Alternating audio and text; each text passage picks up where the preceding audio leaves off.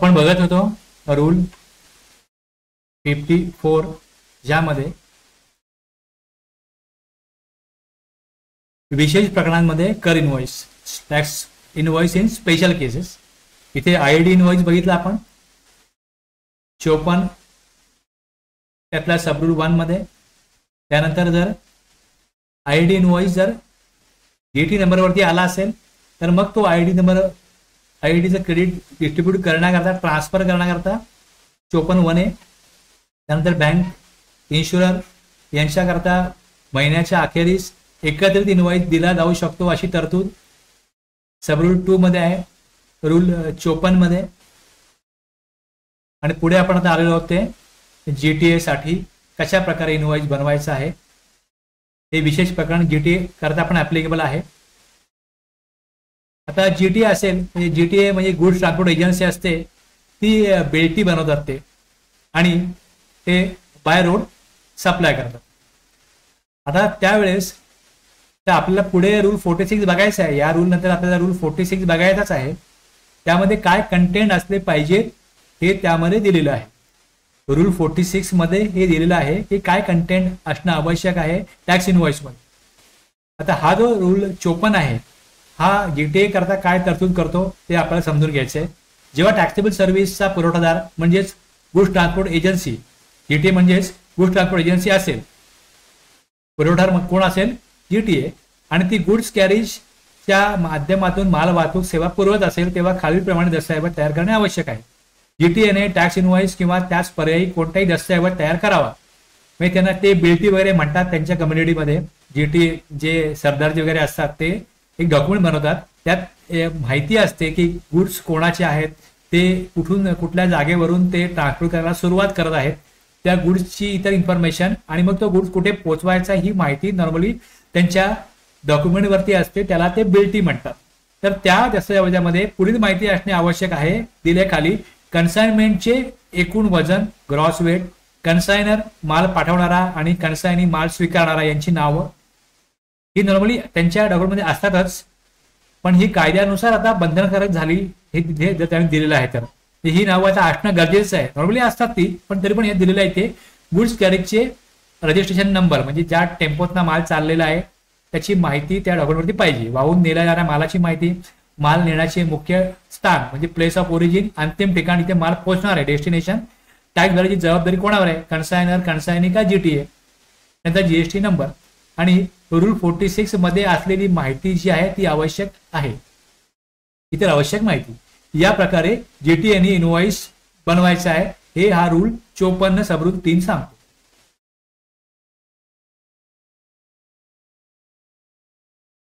अच्छा, पुढचा सबरूल जो आहे तो पॅसेंजर ट्रान्सपोर्ट सर्व्हिस करता आहे. नॉर्मली आपण जिथे बस वगैरे बघतो, प्रायव्हेट बसेस बघतो, तिकडे तिकीट इश्यू केलं जातं, तिकीट. Where the supplier of taxable service is supplying passenger transport service, तिथे एक मालाची वाहतूक आहे, दुसरं व्यक्तींची वाहतूक आहे, पर्सन्सची. तिथे व्यक्तींची वाहतूक होते, माणसांची वाहतूक होते, तिथे तिकीट इश्यू केलं जातं. पॅसेंजर ट्रान्सपोर्टच्या बाबतीमध्ये टॅक्स इनवॉइस म्हणजे तिकीट मान्य असेल, ते तिकीट कोणत्याही स्वरूपाचे असेल तरी चालेल खालील अटींसहित. तिकीट सिरियल नंबर असणे बंधनकारक नाही. रिसिपियंट प्राप्तकर्त्याची ऍड्रेस असणं आवश्यक नाही. आपण तिकीट घेतो तेव्हा आपल्याला ऍड्रेस काय विचारला जात नाही, पण इतर रूल 46 मधली इतर माहिती आवश्यक आहे. आवश्यक काय नाही, तिकीट सिरियल नंबर असणं आवश्यक नाही, त्यानंतर ऍड्रेस रिसिपियंटचा असणं आवश्यक नाही. आणि ते जर हे तिकीट इन्फॉर्मेशन टेक्नॉलॉजी ऍक्ट नुसार जारी केलेले असेल तर सप्लायर किंवा त्याच्या ऑथोराइज रिप्रेझेंटेटिव्हची सिग्नेचर गरजेची नाही. मॅन्युअली असेल तर साईन पाहिजे, अदरवाईज ऑनलाईन असेल, हे तिकीट असेल तर इथे साईनची गरज नाही. हे झालं पॅसेंजर ट्रान्सपोर्टसाठी. आता मल्टिप्लेक्स सिनेमासाठी पुढचा रूल आहे, registered person supplying taxable services by way of admission to exhibition of cinematograph film in multiplex screen. याकरता काय तरतूद आहे, जिथे रजिस्टर व्यक्ती जे सिनेमा थिएटर जे मल्टिप्लेक्स आहे रजिस्टर व्यक्ती असतील ते मल्टिप्लेक्समध्ये ऍडमिशनसाठी त्या थिएटरमध्ये चार्जेस घेत असतील, त्यांनी इलेक्ट्रॉनिक तिकीट द्यावं लागेल. ते तिकीट टॅक्स इनवॉइस मानलं जाईल सीजीएसटी कायद्यानुसार सर्व बाबतीत. जरी त्या तिकिटावरती ग्राहकाच्या सर्व्हिस रिसिपियंट ऑफ सर्व्हिस नाव पत्ता नसला तरी पण आणि रूल 43 प्रमाणे इतर माहिती त्यामध्ये असणं आवश्यक आहे. आणि पुढील परवानगी सुद्धा आहे, जर मल्टिप्लेक्स व्यतिरिक्त इतर कोणत्याही स्क्रीनवर चित्रपट पुरवठादार असेल तर त्यांनी सुद्धा याच प्रकारे तिकीट बनवलं तरी चालेल. ते टॅक्स इनव्हॉइस म्हणून समजलं जाऊ शकतं, ते वापरू शकतात. आता हा जो टॅक्स इनव्हॉइस आहे तो त्याचा जो रूल 46 आहे त्यामध्ये काय माहिती पाहिजे हे दिलेलं आहे. पण टॅक्स इनव्हॉइस साठी विशिष्ट अशा प्रकारचा फॉर्मॅट, म्हणजे तुम्ही टॅक्स इनव्हॉइस असं हेडिंग डावीकडेच द्या, उजवीकडेच द्या, कंपनीचा लोगो कुठे असावा कुठे नसावा असं याच्यामध्ये काही बंधन नाहीये. टॅक्स इनव्हॉइस साठी विशिष्ट नमुना फॉर्मॅट असं काही नाहीये. त्यामध्ये विशिष्ट माहिती जी रूल 46 मध्ये दिलेली आहे ती आवश्यक आहे. इनव्हॉइस हे हाती बनवले मॅन्युअल जरी चालतील, कम्प्युटराइज बनवले तरी चालतील. आणि ज्यांना ई इनव्हॉइसिंग ऍप्लिकेबल आहे त्यांनी मग इनव्हॉइसिंग वेगळ्या प्रकारे होतं. त्यामुळे कम्प्युटर इनव्हॉइस पाहिजे असं काही बंधनकारक नाहीये. पण ई इनव्हॉइसिंग करण्याकरता ज्या मोठ्या कंपन्या आहेत त्यांचं कम्प्युटर इनव्हॉइसिंगच असतं. पण जे छोटे व्यापारी आहेत ते मॅन्युअली इनव्हॉइसिंग करू शकतात. आणि मोठे व्यापारी त्यांच्या गरजेनुसार कम्प्युटर इनव्हॉइसिंग करतात आणि ई इनव्हॉइसिंग पण कम्प्युटरवरती करणं फार सोपं जातं. टॅक्स इनव्हॉइस हा एक अधिकृत डॉक्युमेंट आहे, दस्तऐवज आहे, जो रजिस्टर्ड सप्लायर कडून ग्राहकाला रिसिपियंटला दिला जातो. आणि टॅक्सेबल सप्लाय गुड किंवा सर्व्हिसेस करताना हा इश्यू होतो.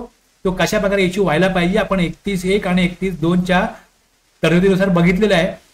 त्यामुळे हे फक्त एक बिल नाहीये, तर हे जीएसटी कायद्यानुसार एक विश्वास, अनुपालन आणि पारदर्शकतेचा आधारस्तंभ आहे.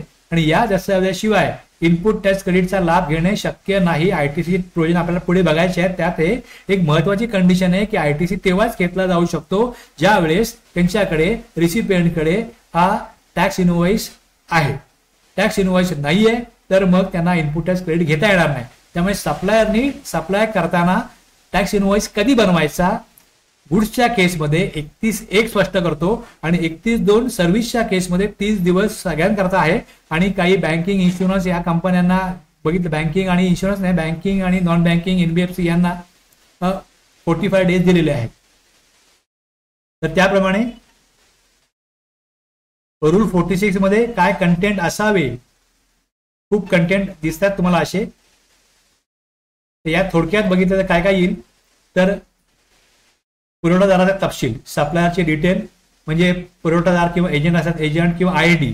आता आपण आयडी बघितलं, जर का ब्रँचेस आहे त्यांचा आयडी नंबर आहे, मग जेव्हा इनव्हॉइस बनवला जाईल तिथे पुरवठादार, एजंट किंवा आयडीचं नाव, पत्ता आणि जीएसटी आहे. इनव्हॉइस क्रमांक आणि तारीख. इनव्हॉइस युनिक असला पाहिजे, क्रमवार पाहिजे, 16 डिजिट पेक्षा जास्त अक्षरे असता कामा नये. आणि इनव्हॉइसची तारीख, इन्फॉर्मेशन इनव्हॉइस संबंधित आहे, इनव्हॉइस नंबर आणि डेट. प्राप्तकर्त्याचे तपशील. प्राप्तकर्त्याचे तपशील, तर प्राप्तकर्ता रजिस्टर पर्सन असेल तर त्याचं नाव, पत्ता, जीएसटी आहे. आता प्राप्तकर्ता आयडी असेल तिथे आयडी नंबर येईल. जर प्राप्तकर्ता नोंदणीकृत नसेल तर मग त्याचा पत्ता, राज्याचं नाव. आता इथे जर आता आपण डीमार्ट मधनं वगैरे वस्तू घेतो, आपण अनरजिस्टर्ड पर्सन असतो, आपल्याला काही विचारत नाही ते नाव वगैरे काय. पण रिसिपियंट जर का अनरजिस्टर्ड व्यक्ती असेल आणि जर 50,000 किंवा त्यापेक्षा जास्त आणि 50,000 पेक्षा कमी, 50,000 पेक्षा कमी असेल तर तिथे बघा हे 2 ऑप्शन दिलेले आहेत. जर रिसिपियंट हा अनरजिस्टर्ड व्यक्ती असेल तर जर त्यांनी 50,000 पेक्षा जास्त अमाऊंटची खरेदी केली असेल तर नाव, address, recipient and address of delivery along with the name आणि स्टेट कोड हे टाकणं गरजेचं आहे. आणि 50,000 पेक्षा कमी अमाऊंट असेल, अनरजिस्टर्ड रिसिपियंट असेल आणि जर रिक्वेस्ट केली तर मग इनव्हॉइस वरती त्याचं नाव येईल. म्हणजे नेम, ऍड्रेस नॉर्मली विचारला जात नाही, कारण की डीमार्टला आपण जेव्हा खरेदी करतो तेव्हा आपली अमाऊंट ही 50,000 पेक्षा कमी असते आणि आपण विनंती पण करत नाही की तुम्ही इन्व्हॉइसमध्ये नाव टाकून द्या. त्यामुळे त्या इनव्हॉइस वरती नावाची गरज नसते जर रिसिपियंट अनरजिस्टर्ड असेल आणि value of supply is less than 50,000 असेल तर मग इथे नाव, म्हणजे ही एक सूट दिलेली आहे. कारण की रिसिपियंटला आयटीसी घ्यायचा नाहीये आणि सप्लायरला इज ऑफ डुईंग बिझनेस सरकारला सुविधा द्यायची आहे, म्हणून त्या प्रकारे ही तरतूद केलेली आहे.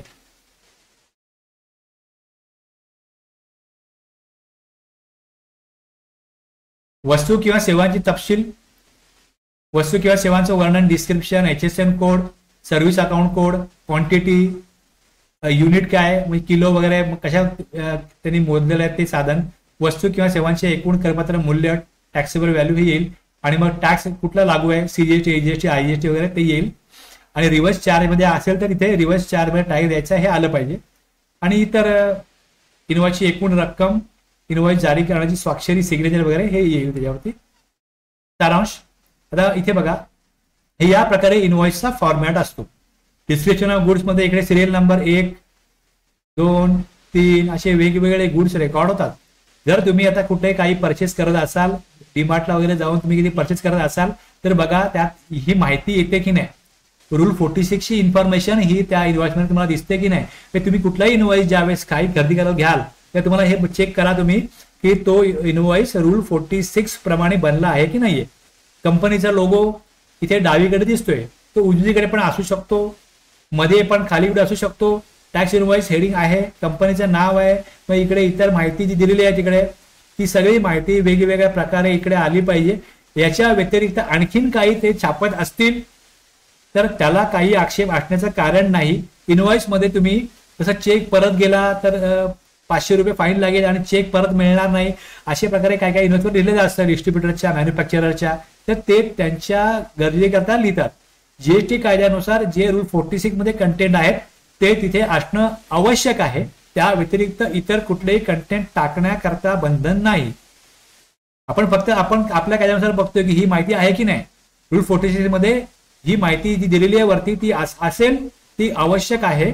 याच्या व्यतिरिक्त काही टाकलं तर त्याच्यावरती काही आक्षेप नाही. इथे एक प्रोव्हिजो आहे, जसं वरती बघितलं आपण 50,000च्या खाली अमाऊंट असेल तर मग काय रिसिपेंटचं नेम ऍड्रेस वगैरे विचारलं जात नाही. तसं इथे ऑनलाईन मनी गेमिंग आहे वगैरे आहे त्यांच्याकरता इथे तरतूद आहे.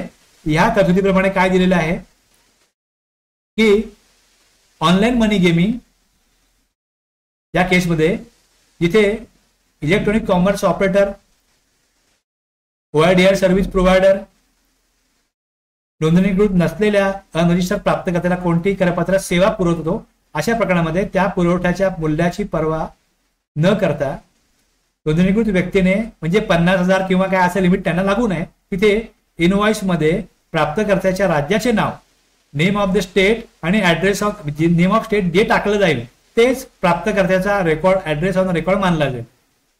इथे या ऑनलाईन सेवांच्या बाबतीमध्ये नोंदणीकृत नसलेल्या ग्राहकांना पत्ता देण्याऐवजी केवळ त्यांचे राज्य इनवॉइसवर नमूद केलं तरी चालतं. त्यामुळे पुरवठादारांना इथे कंप्लायन्स करणं सोपं जातं. इथे ही पण एक सूट दिलेली आहे.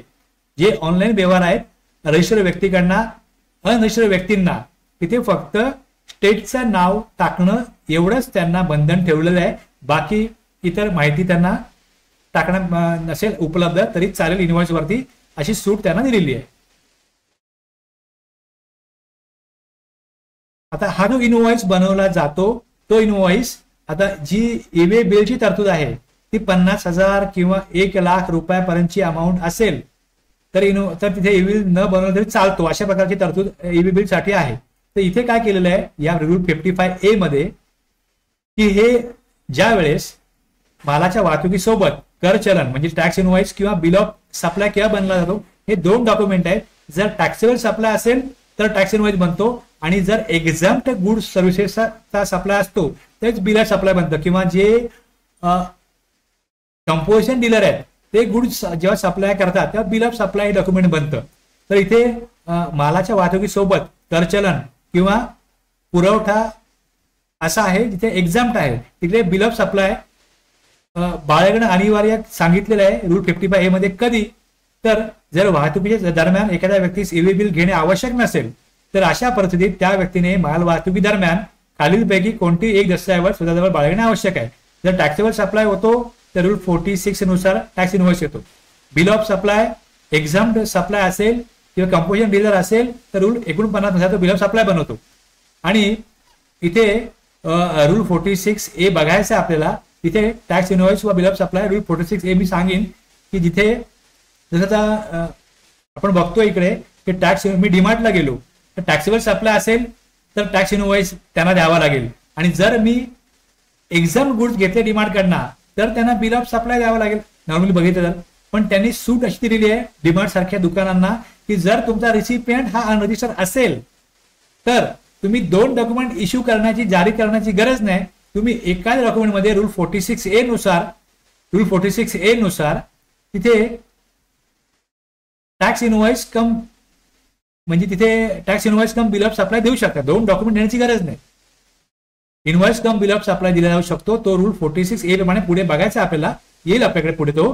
पण इथे हे 3 डॉक्युमेंट जे बनतात ते ज्या वेळेस रूल 56A प्रमाणे ट्रान्सपोर्ट करताना हे टॅक्स इनवॉइस किंवा बिल ऑफ सप्लाय किंवा ते रूल 46A प्रमाणे बनलेला जो डॉक्युमेंट आहे तो सोबत बाळगणं गरजेचं आहे, जर ईवे बिल आवश्यक नसेल तर.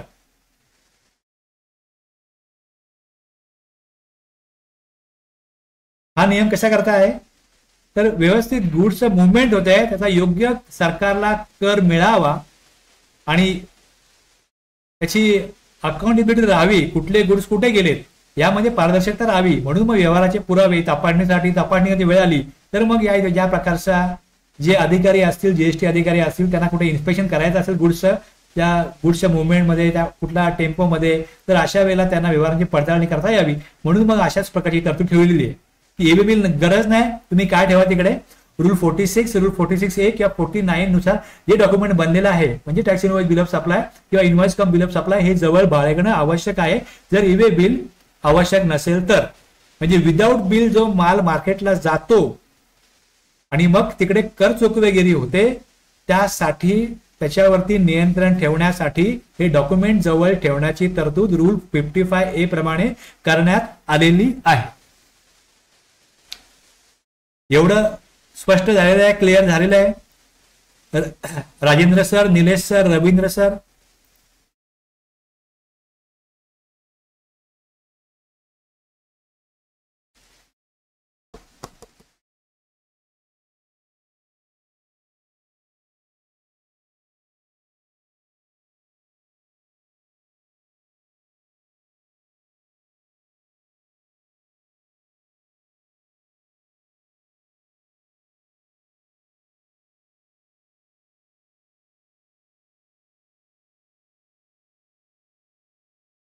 Okay, thank you Ravindra sir, Nilesh sir.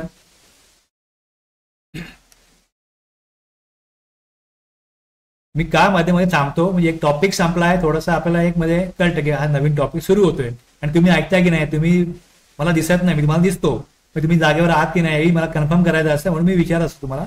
Reply लगेच करायचा म्हणजे मला लगेच पुढच्या टॉपिक सुरू करते. आता लक्षात घ्या, इथे HSN कोडची जी तरतूद आहे ही वॅटच्या कायद्यात नव्हती.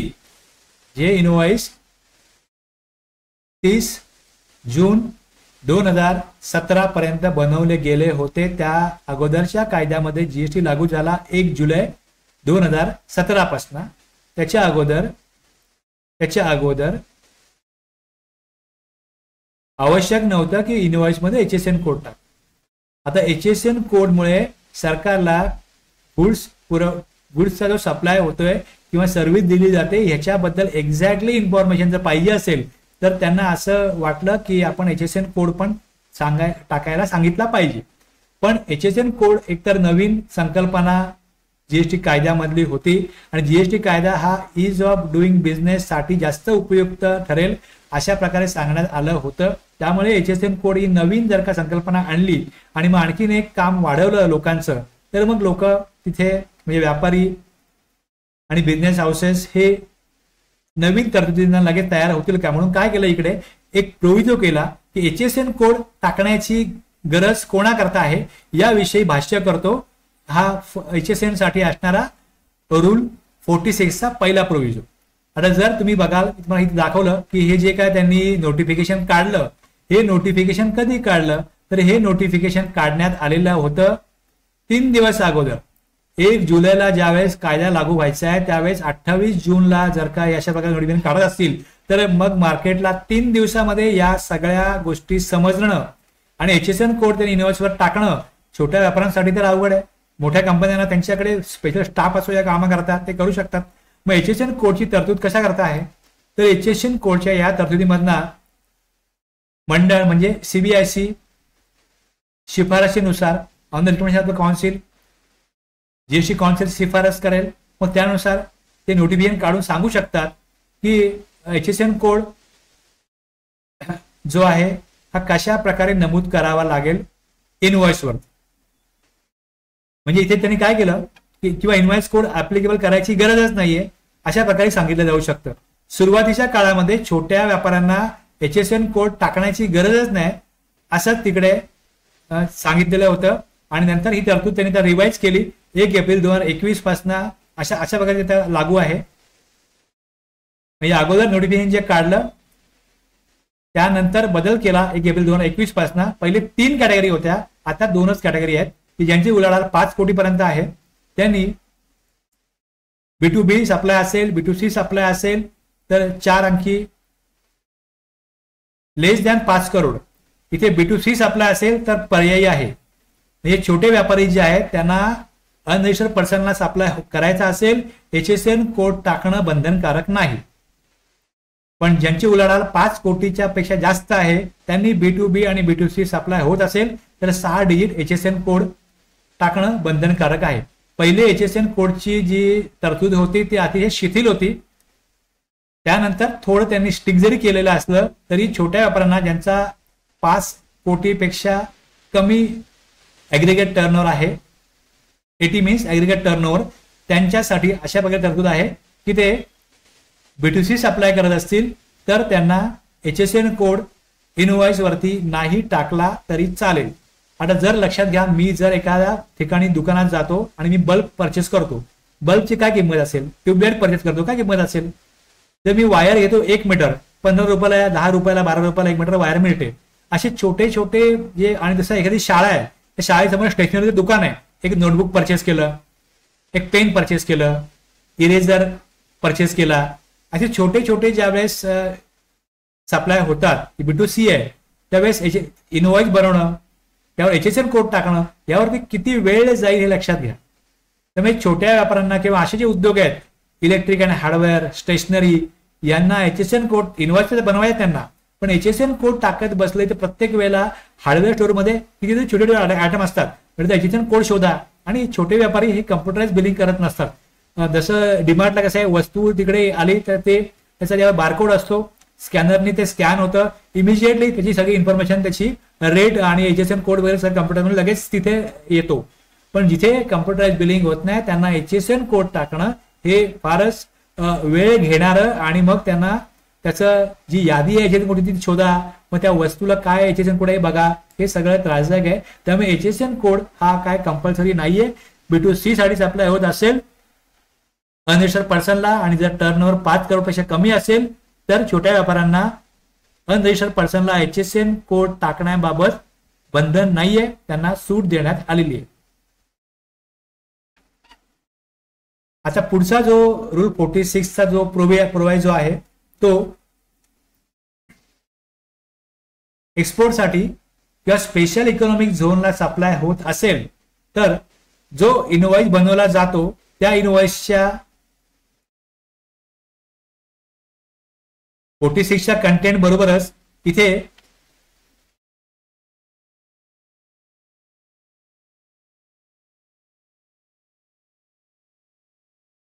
जर एक्सपोर्ट होत असेल, थोडं बघा मोठं मी केलेलं आहे, तुम्हाला दिसायला म्हणून थोडं मोठं केलेलं आहे, तर इथे इनव्हॉइस रिक्वायरमेंट वेगळ्या थोडं आणखीन त्यामध्ये माहिती काय टाकायची आहे. ते सप्लाय होतोय एक्सपोर्टला, एक्सपोर्ट होतोय किंवा सेलला सप्लाय होतोय, तर इथे तरतूद काय सांगते की सप्लाय मेंट फॉर एक्सपोर्ट किंवा supply to special economic zone unit or SEZ developer for authorised operations on payment of integrated tax. इथे ऑन पेमेंट ऑफ IGST आहे, आणि दुसरं इथे IGST पे न करता पण सप्लाय होतो त्यावेळेस बॉन्ड किंवा लेटर ऑफ अंडरटेकिंग हे विदाऊट पेमेंटसाठी वापरता येतं. म्हणजे एक्सपोर्टरला सप्लाय मेंट फॉर एक्सपोर्ट करता सप्लाय होत असेल किंवा सप्लाय हा स्पेशल इकॉनॉमिक झोनला होत असेल किंवा सेल डेव्हलपरला होत असेल तर तिकडे LUT असेल तर IGST न भरता सप्लाय होतो. पण इथे इनव्हॉइस वरती या प्रकारे आलं पाहिजे, या प्रकारे इनव्हॉइस वरती रेकॉर्ड झालं पाहिजे, इथे लिहिलं गेलं पाहिजे. आता मी जर टॅलीमध्ये इनव्हॉइस बनवत असेल, टॅली प्राईम मध्ये इनव्हॉइस बनवत असेल माझ्या सॉफ्टवेअरमध्ये, या नियमानुसार जर तिथे मी स्पेशल इकॉनॉमिक झोनचा ऑप्शन सिलेक्ट केला सप्लायसाठी तर सप्लायरच्या इनव्हॉइसमध्ये ही इन्फॉर्मेशन सिस्टीम मधनं आपोआप येते. मॅन्युअली कोण बिलिंग करत असेल तर त्याला मॅन्युअली हे तिकडे टाकावं लागेल, द्यावं लागेल. देशाबाहेर ते इनव्हॉइस माल जात असेल तर मग तिथे कंट्री टाकावी लागेल. आणि जर एलयूटी किंवा बॉन्डनी सप्लाय होत असेल तर तिथे एलयूटी नंबर आणि मग त्याचा कालावधी जो आहे हा टाकावा लागतो. हे एक्स्ट्रा इन्फॉर्मेशन ही एक्सपोर्टसाठी किंवा स्पेशल इकॉनॉमिक झोनमध्ये सप्लाय होत असेल तर त्यासाठी द्यावी लागते. जर तुम्ही कुठलाही ऑडिट करत असाल आणि तिकडे जर का डिपार्टमेंटला अशा ऑडिटमध्ये जर एक्सपोर्टची इनव्हॉइस दिसतील किंवा त्यांना स्पेशल इकॉनॉमिक झोनची इनव्हॉइस दिसतील तर त्यामध्ये अशा प्रकारे इन्फॉर्मेशन दिली गेली आहे की नाही हे चेक करणं गरजेचं आहे. जर त्यांनी टाकलं नसेल तर मग ते पेनल्टीज पात्र होऊ शकतात. म्हणजे एक ट्रान्सपरन्सी यावी, एक क्लिअरिटी यावी, एक स्पष्टता यावी, त्यासाठी हे विशेष ट्रान्झॅक्शन्स आहे त्याकरता दिलेले आहे. आणि जे इनव्हॉइस एक्सपोर्ट होतं किंवा स्पेशल इकॉनॉमिक झोनचा सप्लाय होतो तर ते वेगळ्या प्रकारे इंडिकेट करावे लागतात. जीएसआर 1 भरताना जीएसआर 1 भरताना हे जे इनव्हॉइस असतात ते वेगळ्या प्रकारे इकडे दाखवणं आवश्यक असतं.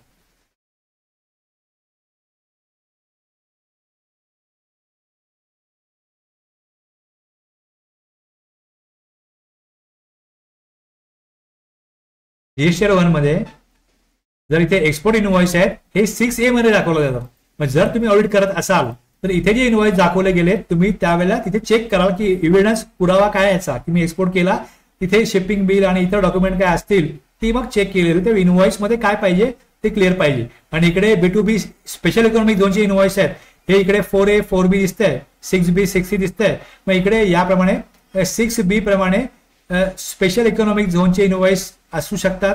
त्यानुसार मग त्याच्यावरती ते समजण्याकरता स्पष्टता येण्याकरता तिथे त्याच प्रकारे सप्लाय मेंट फॉर एक्सपोर्ट किंवा सप्लाय टू सेल्स युनिट किंवा सेल डेव्हलपर अशा प्रकारे तिथे एंटरटेनमेंट पाहिजे. इथे endorsement mandatory endorsement on export invoice. इथे 2 प्रकारची निर्यात आहे, एक on payment of integrated tax, दुसरं विदाउट पेमेंट ऑफ IGST. तिथे एलयूडी असतं किंवा बॉन्ड असतं तिकडे without payment of IGST supply होत असतो. मग तिथे याप्रमाणे त्यांनी सांगितल्याप्रमाणे 46 ची सगळी इन्फॉर्मेशन तिथे येईलच, प्लस हे अशा प्रकारचं हेडिंग तिथे आलं पाहिजे. कंपल्सरी आहे mandatory endorsement on export invoice हे इथे आलं पाहिजे. आणि देशाबाहेर जर माल जात असेल तर देशाचं नाव आलं पाहिजे.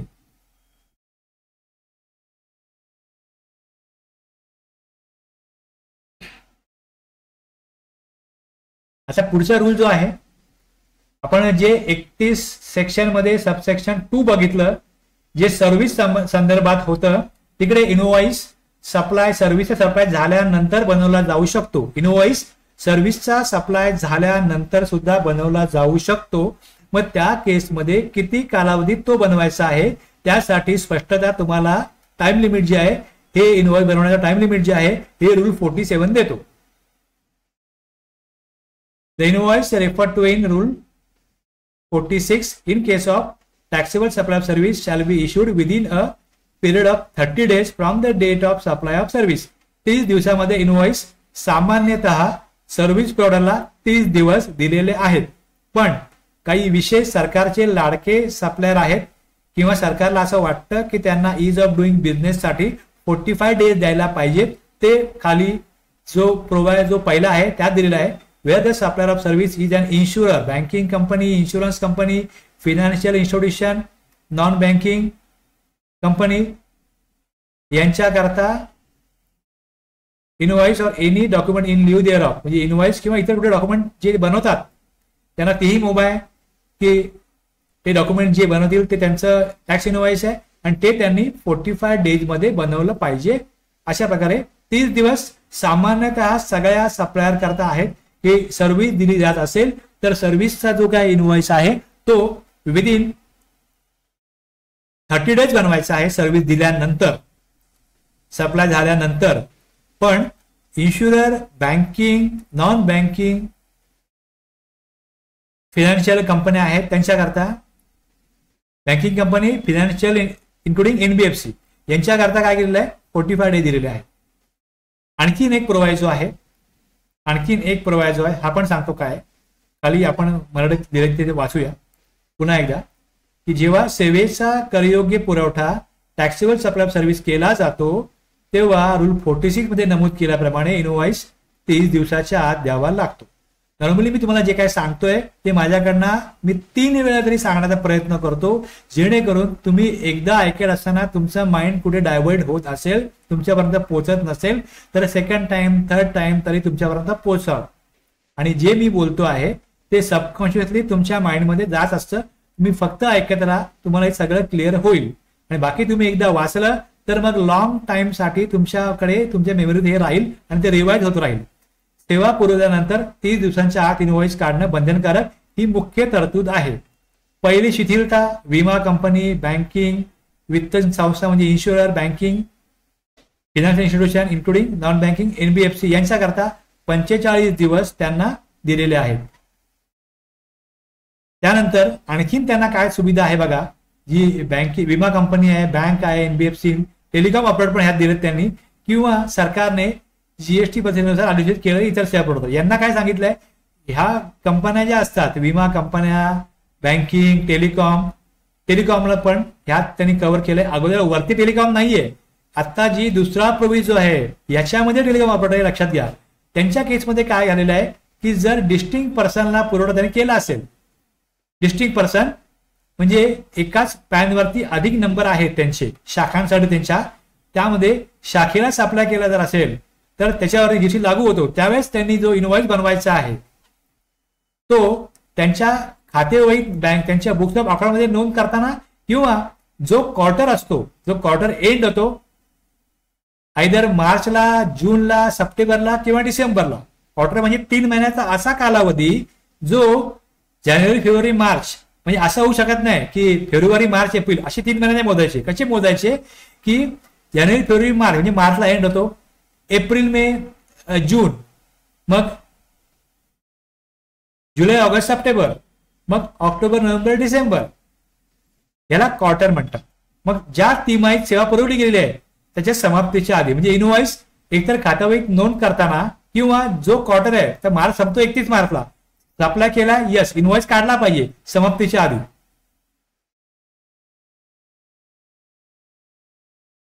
हे दिलेलं आहे इकडे.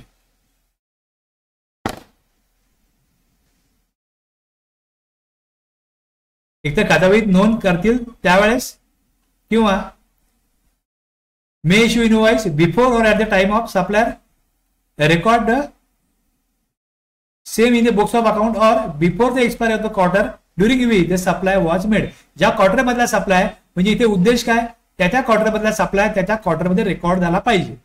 एकतर जेव्हा होईल रेकॉर्ड तेव्हाच तुम्ही करा, किंवा बुक्स ऑफ अकाउंट मध्ये जेव्हा रेकॉर्ड करतील त्यावेळेस इनवॉइस बनवा, किंवा क्वार्टरच्या एंडला इनवॉइस बनवला पाहिजे, क्वार्टर संपण्याच्या आत इनवॉइस बनवला पाहिजे. जर डिस्टिंक्ट पर्सनला सप्लाय असेल तर, म्हणजे ब्रँचला सप्लाय केला असेल तर, कोणी हे लक्षात घ्या, कोणा करताय तर हे विमा कंपनी, बँक, वित्त संस्था, एनबीएफसी, टेलिकॉम ऑपरेटर आणि नोटिफाय केलेले इतर सेवा पुरवठादार यांच्याकरता ही विशेष दुसरा प्रोव्हिजन आहे, त्यातली शिथिलता आहे.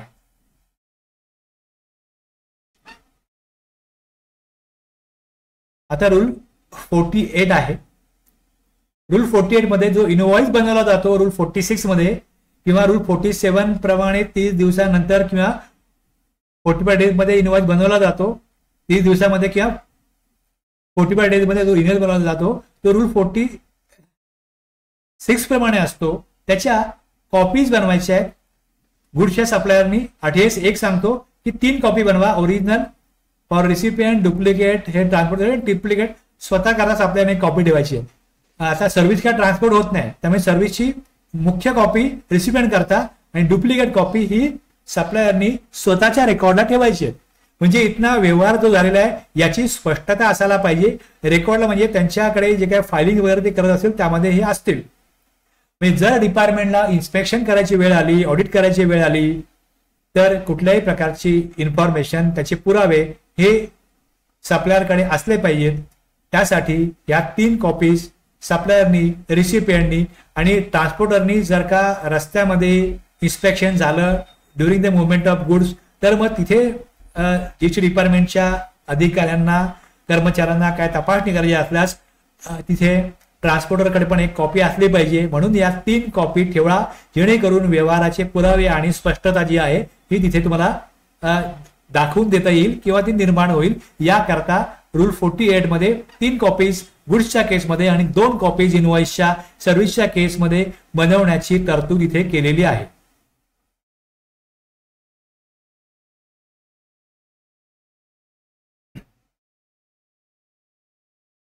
आता हे जे इनव्हॉइस आहेत जे बनवले जातात ते जीएसटीआर 1 मध्ये दाखवायचे आहेत. ऍक्च्युअली सेक्शन 37 आहे आउटवर्ड सप्लाय दाखवण्याकरता, पण इथे पण त्यांनी सब रूल टाकलेला आहे की जे तुम्ही इनव्हॉइस इश्यू केले ते काय करायचे आहेत, ते जीएसटीआर 1 मध्ये किंवा मग तो राहून गेला तर मग जीएसटीआर 1A मध्ये हे तिथे फर्निश केले जातील, सादर केले जातील. ज्यामध्ये अमेंडमेंट पण करता येते, ती जीएसटीआर 1A मध्ये पण करता येते किंवा 1 मध्ये पण मागच्या पिरियडच्या इनव्हॉइसची अमेंडमेंट करता येते. तिथे ते सबमिट करणं गरजेचं आहे, ऑनलाईन ते दाखवणं गरजेचं आहे, हे फक्त इकडे सांगितलेलं आहे. आता ई इनव्हॉइसिंगची तरतूद जी आहे, ती ई इनव्हॉइसिंगची तरतूद जी आहे ही रूल 48 इथे 48(5) आणि 48(6) मध्ये त्यांनी अमेंडमेंट करून, म्हणजे पहिले इथे रूल 48 ला 3च सब रूल होते, 48 1 2 3. मग हे आता 4 5 6 ह्याच्यामध्ये त्यांनी इनव्हॉइसिंगची प्रोसिजर जी आहे ती कशा, त्याचा नियम जो आहे तो इथे बनवलेला आहे. थोडं बघा, आता मी तुम्हाला एक व्हिडिओ दाखवतो 2-3 मिनिटाचा, तो तुम्ही बघा, तुम्हाला आयडिया येईल इनव्हॉइसिंग कसं असतं.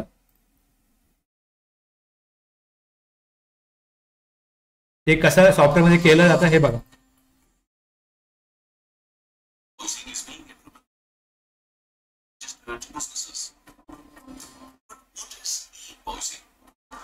Invoicing is the process of getting your B2B invoices authenticated by the Invoice Registration Portal. The IRP will issue a unique QR code details which will need to be printed on the invoice. But you don't need to worry about e-invoice at all. The latest release of Tally Prime brings to you a fully connected solution to help you generate e-invoices with ease. Simply download Tally Prime and activate e-invoicing from company features.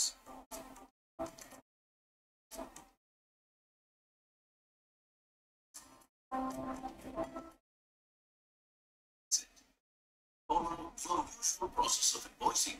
Tally Prime will take care of the rest. आता बघा इथे काय केलेलं आहे, एक record केला invoice. या invoice record मध्ये नेम ऑफ आयटम काय आहे, जीएसटी किती आहे. आता हा नॉर्मल इनव्हॉइस आहे. आता ह्याच्यावरती हा जो इनव्हॉइस आहे हा गव्हर्नमेंटच्या पोर्टलला ज्यावेळेस हा बनवला जातो त्यावेळेस तो तिथे रजिस्टर केला जातो. म्हणजे गव्हर्नमेंटला इमिजिएटली कळतं की आता इथे सप्लाय झालेला आहे, इनव्हॉइस आलेला आहे, आणि मग त्याला कशा प्रकारे मान्यता मिळते लक्षात घ्या.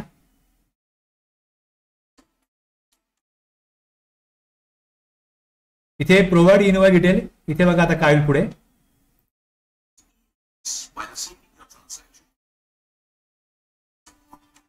आता इथे विचारलं जाईल सिस्टम मधनं की want to generate e invoice, म्हणजे इथे व्यवहार जो होतोय त्याची ट्रान्सपरन्सी पण यातनं मेंटेन होतो या तरतुदीमधनं.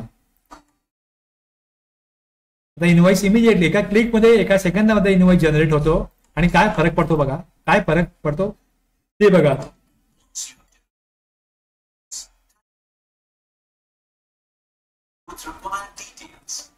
आता इथे बघा हा IRN दिसतोय, तो IRN खाली त्याचा अॅक्नॉलेजमेंट नंबर येईल, अॅक्नॉलेजमेंट डेट येईल, अशा प्रकारचा कोड आहे आणि बाजूला QR कोड आहे.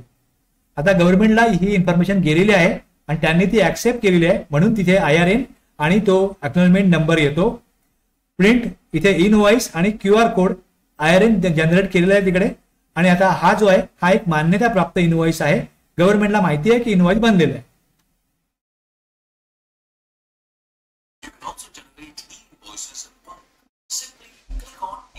म्हणजे असंही करता येतं की इनव्हॉइस बनत असतानाच इनव्हॉइसिंग होतो, किंवा जर तिथे इंटरनेटचा काही प्रॉब्लेम असेल तर मग पहिल्यांदा इनव्हॉइस बनवता येतो आणि नंतर मग एकाच वेळेला सगळ्या इनवॉइसचं इनवॉइसिंग म्हणजे ते ऑथोरायझेशन जे आहे ते मग तिथे करून घेता येतं. तो इनवॉइस अधिकृत करता येतो. पण त्याकरता जरुरी नाहीये की तुम्ही जेव्हा इनवॉइस बनवताय तेव्हा तुम्हाला इंटरनेट असायलाच पाहिजे. पहिले बनवून घ्या इनवॉइस. समजा एक व्यक्ती आहे, तो इनवॉइस बनवतो, नंतर त्याचा मॅनेजर किंवा जो कोण त्याचा वरिष्ठ असेल तो चेक करतो आणि नंतर ते इनवॉइस जनरेट करत असतील तर मग त्याकरता त्यांना सुविधा पडते की पहिले तुम्ही बनवून घ्या आणि नंतर एकाच वेळेला बल्क इनवॉइसिंग जनरेशन करू शकता. मग त्याकरता पण तिथे सेटिंग आहे, त्याप्रमाणे ते करतात. Option. Select Set for e-invoicing. Select all the transactions for which you and hit send. That's it. Tally Prime also comes with an exclusive e-invoice report to help you manage all your e-invoice related tasks and exceptions with ease. You can also generate required to generate e-invoices is not complete or correct.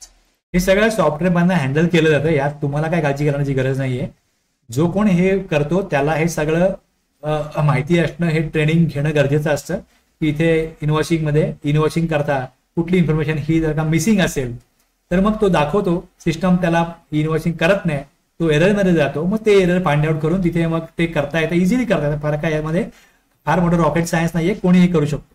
Tally Prime will send the right data or if request for e-invoice is rejected, Tally Prime will intuitively help you manage. चुकीचे decision code टाकले, एकच invoice दोनदा invoicing करण्याकरता पाठवला तर अशा प्रकारे तो रिजेक्ट केला जातो. IRN मग तिथे ते कशा प्रकारे हँडल करायचं. आता हे जे सॉफ्टवेअर वापरतात त्यांना हे सगळं स्किल कौशल्य हे असणं गरजेचं असतं. ते शिकतात आणि त्याप्रमाणे इझिली होतं. फार मोठे काय यामध्ये खूप एफर्ट्स घ्यावे लागत नाही. There's also an IRN register which lists all invoice-related transactions along with their status. Tally Prime comes with several other capabilities that will make your invoicing experience seamless, including the ability to generate bill numbers for e-invoice applicable transactions. इथे एकाच क्लिकमध्ये invoicing आणि EV bill दोन्ही एकाच वेळेला होऊ शकतं.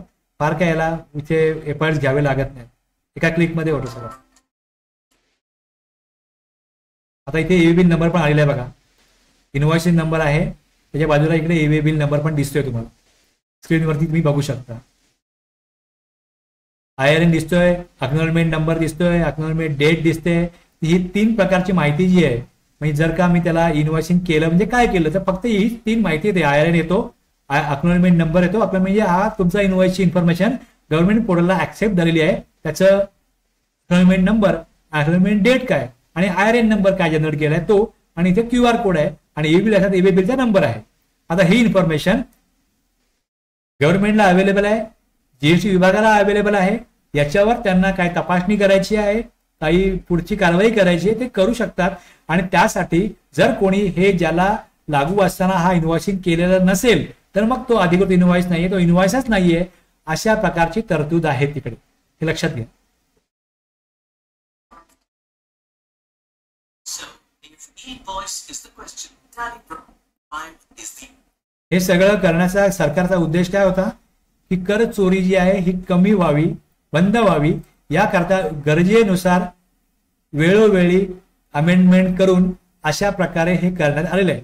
तरतूद वाचायला जा तुम्हाला खूप अशी लेंदी वाटेल, पण प्रॅक्टिकली त्यामध्ये काय नाही. IRN येतो, अक्नॉलेजमेंट नंबर येतो, अक्नॉलेजमेंट डेट येते, QR कोड येतो इनवॉइस वरती.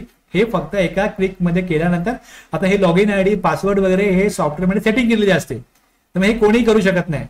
हे जो कोण ऑथोराइज व्यक्ती आहे त्याला गव्हर्नमेंटच्या लॉग इन क्रेडेन्शियल शिवाय करता येत नाही. तुम्ही हे सगळं मिळतं गव्हर्नमेंटकडनं लॉग इन क्रेडेन्शियल, त्यानंतरच हे IRN जनरेट करता येतो आणि त्यानुसार हे IRN पोर्टलवर जाऊन रजिस्टर तिथे करता येतं.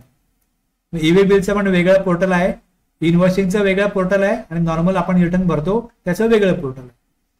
इथे मी आलो, इथे मला इनवॉइसिंग करता तो वेगळ्या ठिकाणी घेऊन जाईल, मग वेगळ्या पद्धतीने तिथलं काम होईल. आणि तेच जर मी इकडे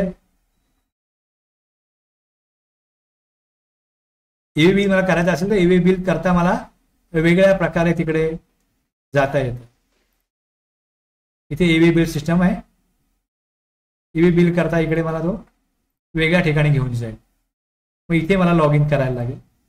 हे असं इथे होतं. पण हे आम्ही काम करताना प्रॅक्टिकली यांचं बल्कमध्ये काम आहे ते अशा प्रकारे इकडे जाऊन सिस्टमला जाऊन लॉग इन करून करत नाही. या सिस्टममध्ये सेटिंग असते तिकडे मी माझ्या सॉफ्टवेअरमधनं लॉग इन क्रेडेन्शियल त्याला लिंक करून घेतलेले आहेत आणि माझ्या सॉफ्टवेअरमधनच मी हे सगळं ईव्ही बिल आणि हे सगळं ई इन्व्हॉइसिंग करू शकतो. त्याला बाहेरून लॉग इन करायची गरज पडत नाही. वन टाइम सेटिंग केलं का मग लाईफ टाइम तिकडनं सॉफ्टवेअरमधनच त्याला ऍक्सेस करता येतो आणि इन्फॉर्मेशन तिथे ट्रान्समिट करता येते. तिथे रिक्वेस्ट पाठवता येते, रजिस्टर होतं आणि इन्व्हॉइसिंग करून मिळतं. तर ही तरतूद जी आहे तर काही मोठ्या व्यावसायिकांनी इन्व्हॉइसिंग करणं बंधनकारक आहे. हे इन्व्हॉइस IRP पोर्टलवरून तयार करावे लागतात. तयार म्हणजे तिथं फक्त ते माहिती येते आणि हे कोणत्या सगळ्यांकरता नाहीये. नोटिफिकेशन काढून हे मोठ्या व्यापाऱ्यांना दिलेलं आहे. या प्रकारे तरतूद आहे इकडे. आणि जर एखाद्या व्यक्तीसाठी इन्व्हॉइस हे त्यांनी जारी करणं आवश्यक आहे आणि तरी पण तो इन्व्हॉइसिंग न काढता सारा इन्व्हॉइस म्हणजे काढत असेल तर असे इन्व्हॉइस वैध इन्व्हॉइस मानले जाणारच नाही. म्हणजे रिसिपियंटला मग ITC घेताना प्रॉब्लेम येईल. कारण की हा जो इन्व्हॉइस आहे त्यामुळे काय होतं की ज्या लोकांना इन्व्हॉइसिंग कंपल्सरी आहे त्यांनी जर डीमार्टला वगैरे सप्लाय केला, डीमार्ट बघतं की तुमचा इन्व्हॉइसिंग आलाय की नाही आलाय. इन्व्हॉइसिंग नसेल तर ते मालाचे पैसे देत नाही. हे तो माल ऍक्सेप्ट पण करत नाही, डिलिव्हरी ऍक्सेप्ट पण करत नाही. इन्व्हॉइसिंग असल्याशिवाय ते माल घेत नाहीत कारण की त्यांच्याकरता त्यांचं इनपुट टॅक्स क्रेडिट धोक्यामध्ये येतं. कायद्यानुसार ते त्यांना इनव्हॅलिड होऊ नये म्हणून ज्यांना ज्यांना इन्व्हॉइसिंग ऍप्लिकेबल आहे त्यांना ते करावंच लागतं. आणि रिसिपियंटकडे इन्व्हॉइसिंग जर का सप्लायरला असेल तर ती इन्व्हॉइसिंग असलेलीच कॉपी असणं गरजेचं असतं.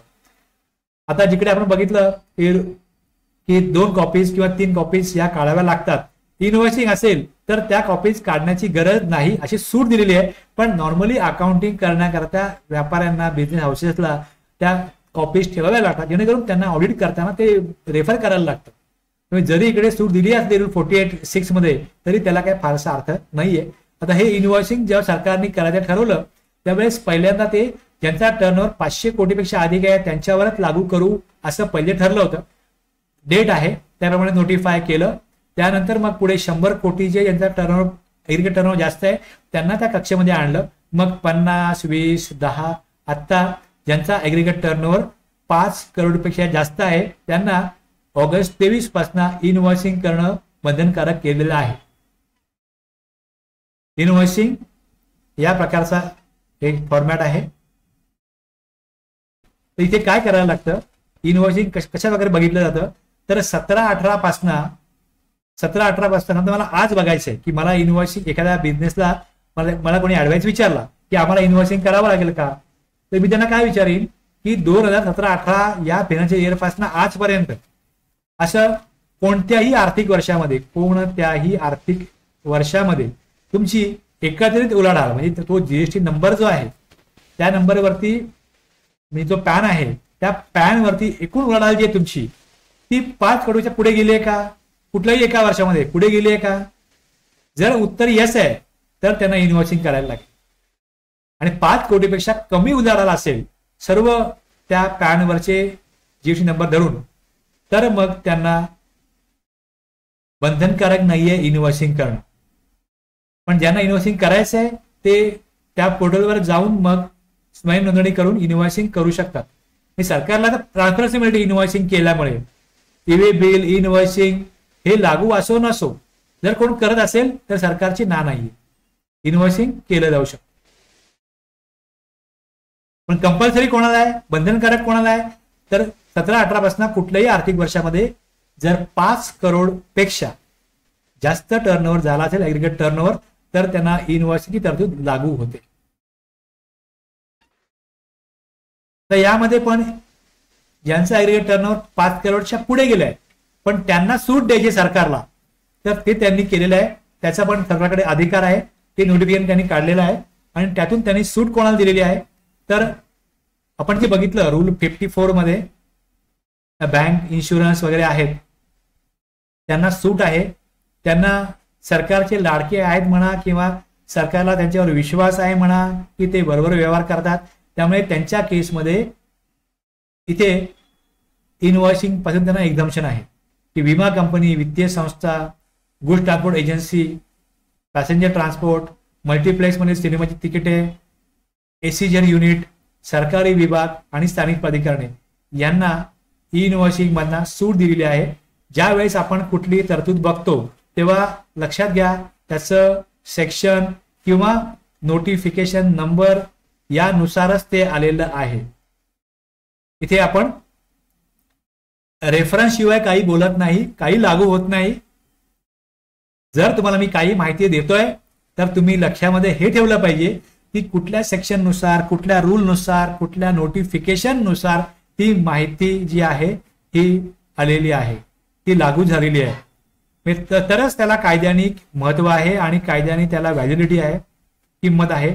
अदरवाईज जर का कुठली अशी माहिती असेल जी माहिती फक्त तुमच्याकडे आहे पण तुम्हाला टॅक्सपेअरला तुम्हाला नोटीस आलेली आहे, रिप्लाय केलेला आहे, तुम्ही काही कार्यवाही करत असाल तर तिकडे तुम्हाला सेक्शन, रूल, नोटिफिकेशन नंबर हा असावा लागतो.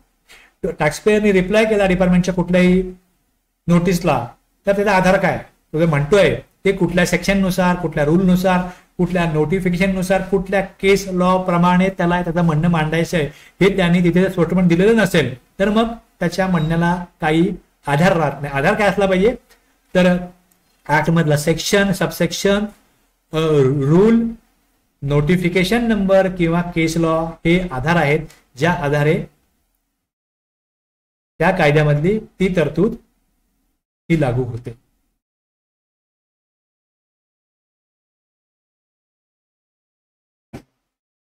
आता एसीजेड डेव्हलपरला सूट नाही हा एक मुद्दा लक्षात घ्या. एसीजेड युनिटला सूट आहे इनव्हॉइसिंग साठी हे दिलेलं आहे. आता हे जे व्यवसाय आहेत ज्यांना टर्नओव्हर त्यांचा कुठल्याही वर्षामध्ये 5 करोडच्या पुढे गेलेला आहे पण त्यांना इनव्हॉइसिंग करणं बंधनकारक नाहीये तर गोंधळ होऊ नये म्हणून काय सांगितलेलं आहे त्यांना रूल 46 मधला क्लॉज एक्स मध्ये हे सांगितलेलं आहे की त्यांनी त्यांच्या इनव्हॉइस वरती अशा प्रकारचं उल्लेख केला पाहिजे. हे दिलेलं आहे हा उल्लेख डिक्लेरेशन जे आहे हे त्यांच्या इनव्हॉइस वरती आलं पाहिजे. रूल 46 क्लॉज एस नुसार टॅक्सपेअर ज्यांना इनव्हॉइसिंग पासून सूट आहे त्यांनी काय केलं पाहिजे टॅक्स इनव्हॉइस वर हे डिक्लेरेशन दिलं पाहिजे की 17-18 पासून 48(4) नुसार आम्हाला इनव्हॉइसिंग मधनं सूट आहे, एक्झम्पशन आहे. I we hereby declare that though our aggregate turnover in any preceding financial year 17-18 पासून more than the aggregate turnover 48(4) प्रमाणे त्यांनी नोटिफाय केलाय तर आम्हाला तिथे not required to prepare an invoice सूट आहे. म्हणजे गोंधळ होऊ नये रेसिपियंटचा म्हणून ज्यांना सूट दिली आहे त्यांनी त्यांच्या इनव्हॉइस मध्ये हे डिक्लेरेशन टाकणं गरजेचं आहे जेणेकरून स्पष्टता राहील आणि रेसिपियंटला त्याचा ITC घेणं सोपं जाईल, सुलभ जाईल, गोंधळ निर्माण होऊ नये, स्पष्टता असावी याकरता हे सांगण्यात आलेलं आहे. ज्यांचा टर्नओव्हर 48(4) लिमिटपेक्षा जास्त असला तरी त्यांना इनव्हॉइस पासून बंधनकारक नाही सूट आहे त्यांनी त्यांच्या टॅक्स इनव्हॉइस वरती हे डिक्लेरेशन देणं जे आहे हे आवश्यक आहे असं तिथे दिलेलं आहे. इथपर्यंत इनव्हॉइसिंगचा विषय आपला संपलेला आहे.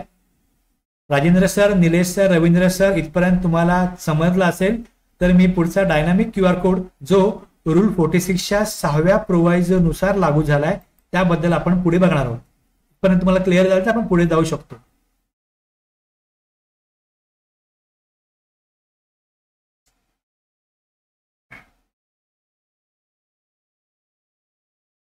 ओके निलेश सर, मी आता पुढे जाऊ शकतो. प्रॉम्प्ट रिप्लाय केल्याबद्दल धन्यवाद. तर यामध्ये काय दिलंय QR कोड सरकार सांगू शकतं तर हे सगळं जे इनव्हॉइसिंग आहे पुढे जाऊन QR कोड आहे यातनं व्यवहारामधली स्पष्टता, क्लिअरिटी आणि टॅक्स चोरीला आळा घालण्याकरता या तरतुदी महत्वाच्या आहेत. आता QR कोड हा कन्सेप्ट काय लक्षात घ्या. एक QR कोड जो असतो तो स्टॅटिक QR कोड असतो म्हणजे त्या QR कोड मधली जी माहिती आहे ही कायमस्वरूपी राहते आणि डायनामिक QR कोड जो आहे त्याच्यामध्ये एक URL किंवा लिंक दिली जाते. यामध्ये आता स्टॅटिक QR कोड एकदा तयार झाला तर त्यात बदल करता येत नाही पण डायनामिक QR कोड मध्ये माहिती न बदलता लिंक मध्ये माहिती बदलता येते. आता स्टॅटिक QR कोड ट्रॅकिंग शक्य नाही आणि जो डायनामिक क्यू आर कोड आहे तो स्कॅन किती वेळा झाला, कुठून झाला याचं ट्रॅकिंग शक्य आहे.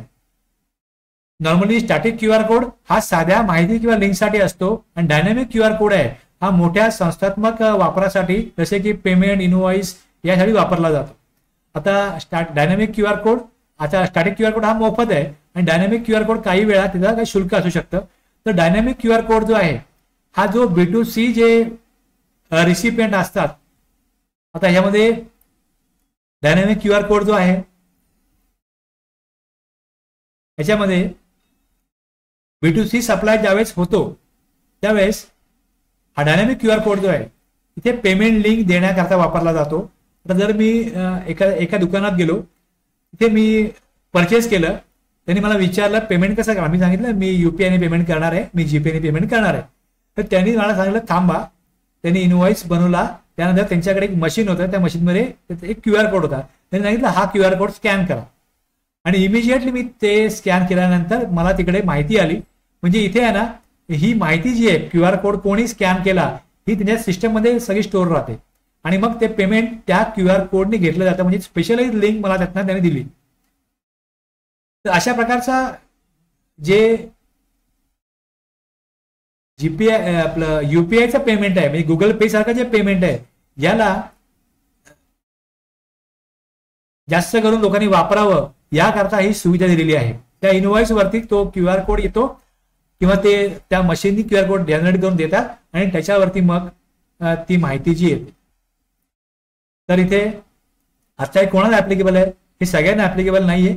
ज्यांचा ऍग्रीगेट टर्नओव्हर 500 करोडपेक्षा जास्त आहे, नोटिफिकेशन नंबर आहे, अगोदरचा पण आहे, सुधारित पण आहे, यानुसार ते ऍप्लिकेबल आहे. जर ग्राहकाने पेमेंट आधीच समजा त्यांनी केलेलं असेल मग UPI केल्याची गरज नाही. इनवॉइसिंग रेफरन्स नंबर दिला तर क्यू आर कोड देणं बंधनकारक नाहीये.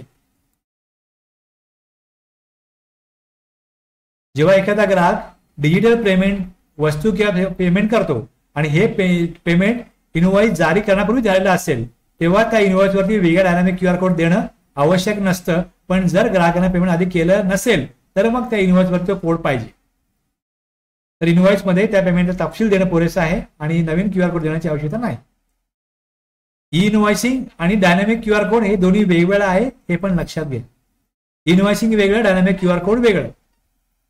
कोणाला लागू होतात?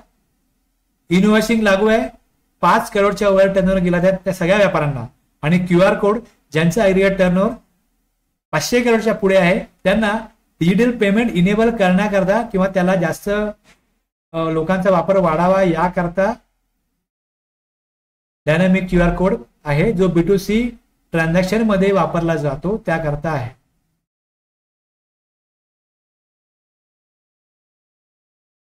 या डायनामिक क्यू आर कोड पण हा एक्झम्पशन आहे इन्शुरन्स, बँकिंग कंपन्यांना, GTA ला, पॅसेंजर ट्रान्सपोर्टला, मल्टीप्लेक्सला आणि ओव्हरहेड सर्व्हिस प्रोव्हायडर यांना इथे इनवॉइसिंग पण कंपल्सरी नाहीये आणि त्यांना डायनामिक क्यू आर कोड मध्ये सुद्धा सूट दिलेली आहे. नोटिफिकेशन मी सगळीकडे दिलेले आहेत, डेट पण दिलेली आहे, सगळे रेफरन्स आहेत, त्याप्रमाणे आपण या तरतुदी बघतोय. आणि त्याचे काही सर्क्युलर आहेत, तुम्ही हेही पाहू शकता. या वेगवेगळ्या सर्क्युलरला ह्या तरतुदी गुंतागुंतीच्या होतात, त्यामुळे वेळोवेळी इथे CBIC कडनं सर्क्युलर काढले जातात, त्यामुळे ते रेफरन्स पण मी दिलेले आहेत, तुम्ही ते बघू शकता. मी इथे ते प्रिंट केलेले नाहीये पण त्याची लिंक आहे तिकडे. जर तुम्ही त्याला इथे क्लिक आता इथे ओपन कराल तुमच्या पीसीवर एक PDF, तर तुम्हाला तिकडे open link in new tab केलं तर तुम्हाला CBICच्या वेबसाईट वरून तो सर्क्युलर जो आहे ओपन होईल, तुम्ही पाहू शकता, बघू शकता. नोट जास्त लेंथी होऊ नये म्हणून मी तिकडे हे प्रिंट केलेलं नाहीये. पण हे 5 पेजचं आहे, दुसरं पण आणखीन 5-10 पेजचं आहे, म्हणजे आणखीन 30-40 पेज वाढले असते म्हणून मी 3 सर्क्युलर जे आहेत त्याचे रेफरन्स दिलेत आणि लिंक पण तिथे ठेवलेली आहे. तुम्ही ते पाहू शकता, तुमच्या गरजेनुसार तुम्ही ते रेफर करू शकता. एक्सपोर्टच्या केसमध्ये डायनामिक क्यू आर कोड नाहीये. निर्यात जेव्हा केली जाते त्यावेळेस म्हणजे GST नंबर नसतो एक्सपोर्टरकडे, पण जो एक्सपोर्ट होतो त्याकरता अशा निर्यातीकरता इनवॉइसिंग आवश्यक आहे. आणि जो एक्सपोर्ट आहे B2B सप्लाय म्हणून त्याला वागणूक दिली जाते, त्यामुळे त्याच्यावरती QR कोडची गरज राहत नाही.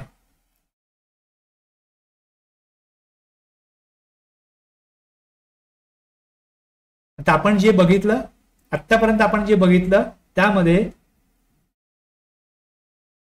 31.1 आणि 31.2 नुसार तुम्हाला काय समजलं हे खाली एक व्ह्यू मध्ये बघा की वस्तूचा ज्या पुरवठा होईल गुड्सचा तेव्हा इनवॉइस कधी दिला जावा, तो वस्तू प्राप्तकर्त्याकडे पुरवठ्यासाठी बाहेर काढणे, तिथे पुरवठ्यामध्ये वस्तूंची मुवमेंट ऑफ गुड्स आहे तिकडे इनवॉइस बनवा. आधी कधी बनवायला चालतो आणि दुसरा वस्तू ग्राहकाला वितरित करण्यापूर्वी किंवा उपलब्ध करून देण्या अगोदर गुड्सच्या केसमध्ये इनवॉइस बनवावा लागतो. इनवॉइसच्या केसमध्ये इनवॉइस 30 दिवसानंतर दिला जाऊ शकतो. 45 दिवस विमा कंपन्या, बँक, वित्तीय संस्था यांना लागू आहे आणि डिस्टिंक्ट पर्सनला इनवॉइस त्याच्या बुक्स ऑफ अकाउंटमध्ये नोंद केला तेव्हा किंवा मग क्वार्टर एंड होण्यामध्ये दिला जाऊ शकतो. एका व्ह्यू मध्ये आपण एवढा वेळ जरी घालवला असला तरी त्यातला सारांश जो आहे 31.1 आणि 31.2 चा तुम्ही लक्षात घ्या आणि मग त्याला संबंधित रूल जे आहेत 46, 47, 48, 54, 55 आणि 55A एवढे आपण त्याला संबंधित नियम बघितले आहेत. ते मी खाली लिस्ट केलेले आहे. तुम्हाला आतापर्यंतच्या आपल्या चर्चेमधना सेक्शन 31 मधला सबसेक्शन 1, 31 मधला सबसेक्शन 2 आणि त्याला संबंधित नियम जे आहेत ते 46 tax invoice, 47 time limit for issuing tax invoice, rule 48 manner of issuing invoice म्हणजे original, duplicate, triplicate, rule 54, rule 55 आणि रूल 55A एवढं आतापर्यंत आपल्या चर्चेमध्ये आपण डिस्कस केलेलं आहे. एवढं तुम्हाला कळलं असेल तर चांगली गोष्ट आहे. कुठे काय कन्फ्युजन असेल तर तुम्ही रिव्हिजन करा. नोट्स ज्या तुम्हाला मी दिलेल्या आहेत व्हॉट्सअपमध्ये त्या तुम्ही एकदा वाचा, समजून घ्या. आवश्यक आहे तेवढं तुम्ही बघणं. पुढे 31/7 आपण उद्याच्या क्लासला बघू आणि इथे आपण आजचा क्लास हे सेशन जे आहे हे इथे आपण संपवू. 1 तास झालेला आहे आपला, इथे आपण थांबूया. Rajendra sir, Nilesh sir, Ravindra sir काही विचार असल्यास मी विचारू शकता, नंतरही व्हॉट्सअपला विचारू शकता. तर मी इथे थांबू हा क्लास. पटकन रिप्लाय करा यस.